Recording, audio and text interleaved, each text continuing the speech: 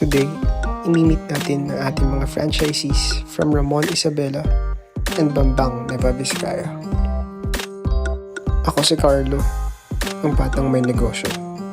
Kung kaya kong gawin, kayang-kaya mo rin. So bumili muna ako ng chicken para sa ating ilutong pastil today, and then right after that, dumiretso na ako sa palengke at bumili ng mga sahog para sa pastil. And after ko magluto, tumulong na rin ako sa pag-setup ng cart. And in a few minutes, yan na nga, tagsaan ng tao. This is Tito Richard, one of our pastilistas. Marami na nga ang nagtatanong kung magkano ba ang kinikita natin dito sa ating pastil and kung gaano ba natin kabilis na bebenta ito. Tara, tanungin natin si Tito.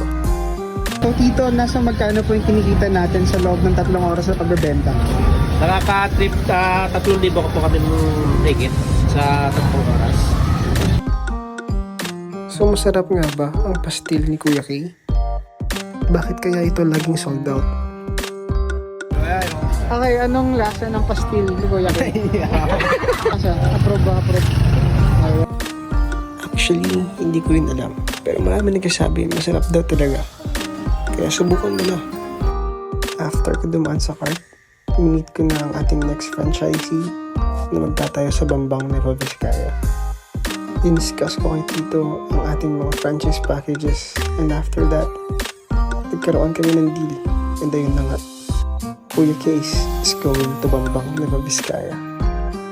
Right after my first client meeting today, dumiretso na rin ako para i-meet ang ating next franchisee sa Ramon Isabela.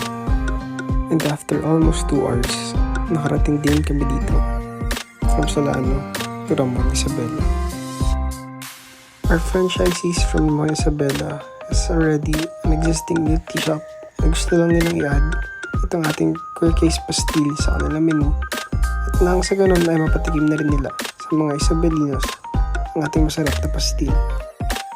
And after presenting our franchise packages, ginabi na tayo.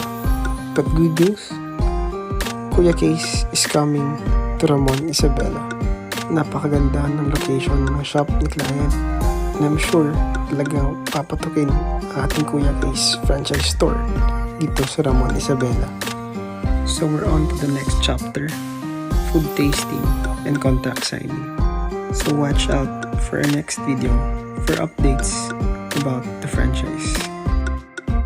Again, ako si Carlo, ang batang may negosyo.